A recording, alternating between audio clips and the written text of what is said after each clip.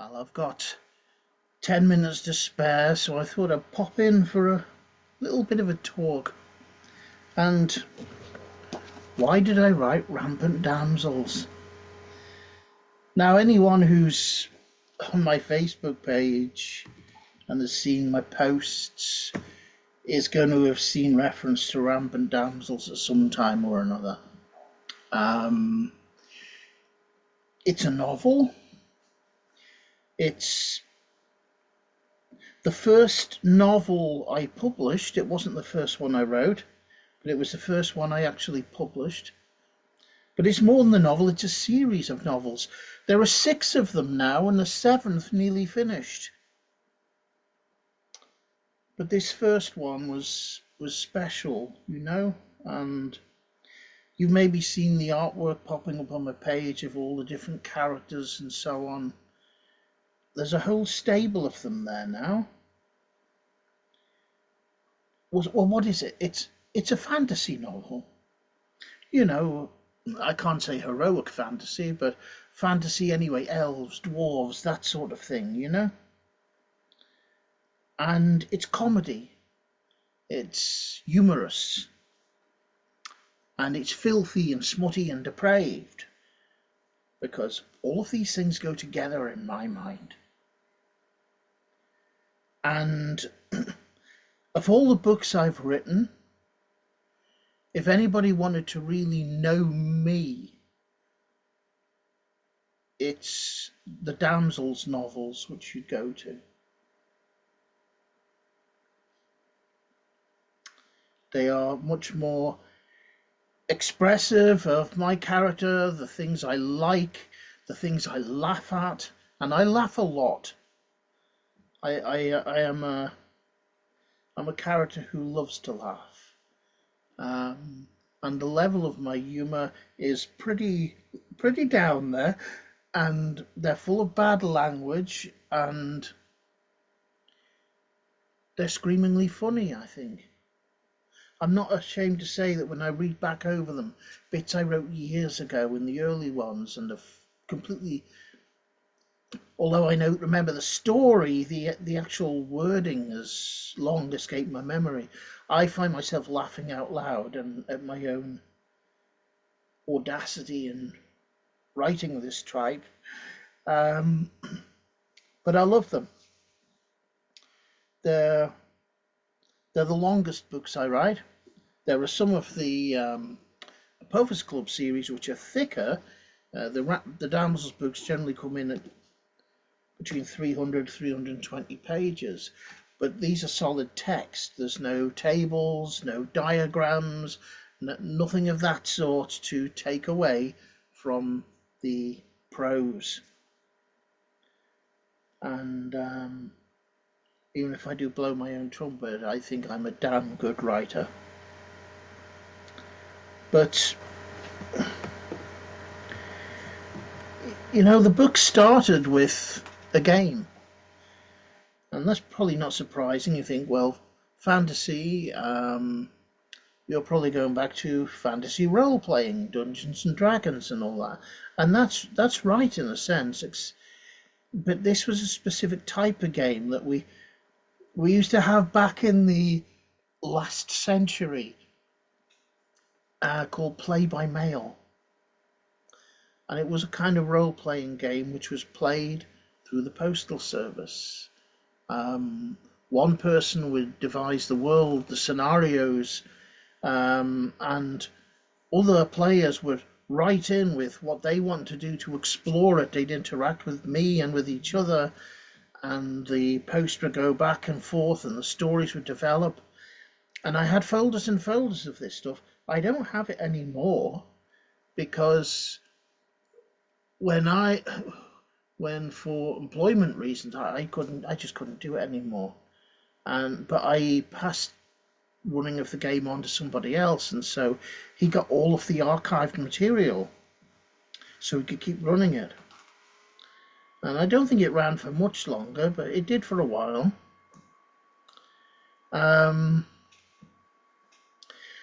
But I remember all the places, I remember the city, I remember the plot lines, I remember the characters. And they're all present here in these pages. And another thing that surprises me with this series, because I've got 4 minutes left, is how a lot of people like the Damsels books when they've read them. They're not for everybody. If you do not like vulgar humour, they're not for you. And there's no getting around that fact. If you do, if you like a belly laugh, if you like your smut, and it doesn't go too far into that, there's not a lot of what you call sex scenes or anything, it's just smutty. Think of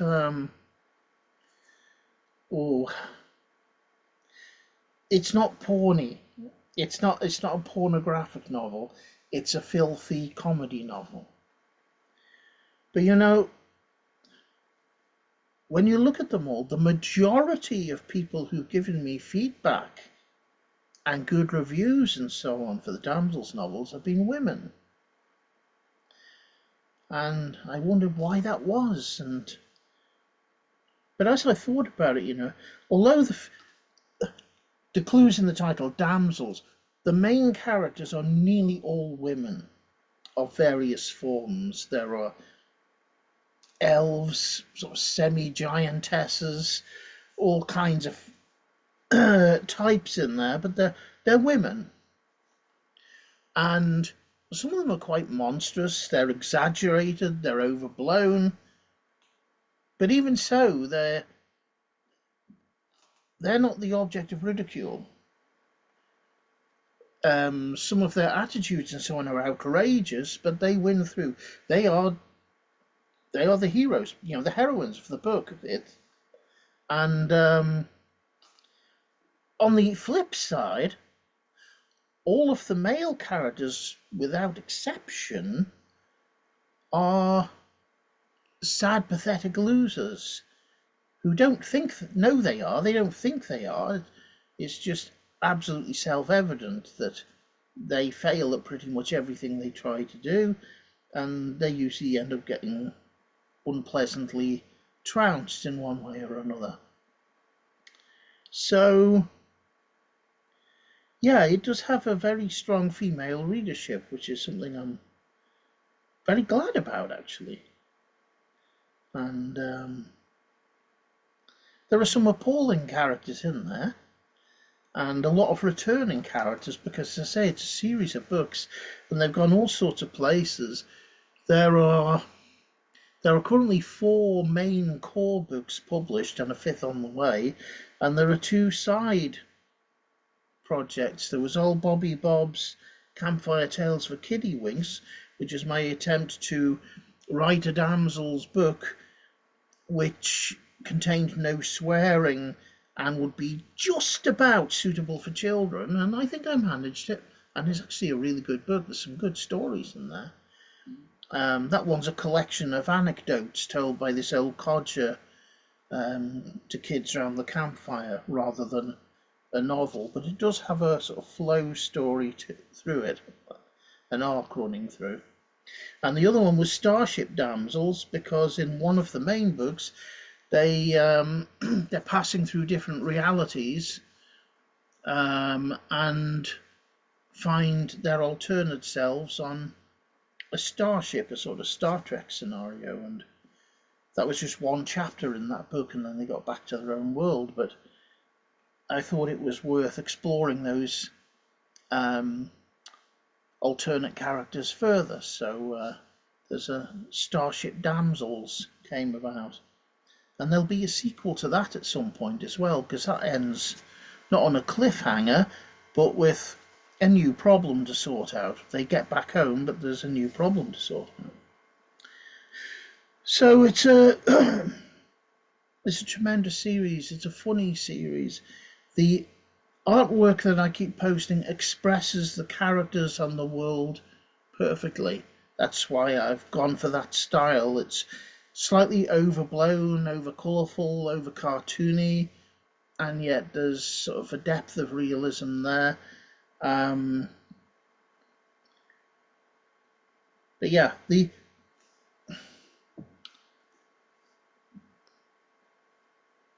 They're by no means my best-selling books. Fiction sells, self-published fiction is far more difficult to sell than specialist non-fiction, and the gap between the sales figures for the two is enormous. But nonetheless, out of everything I've written, and I mean out of everything I've written, it's the Damsels series I would want to be remembered for, because it's the Damsels series that captures the real me, warts and all. And with that, I'll leave it to you to work out how intrigued you are and whether it's something that appeals to you or not. Thanks for listening.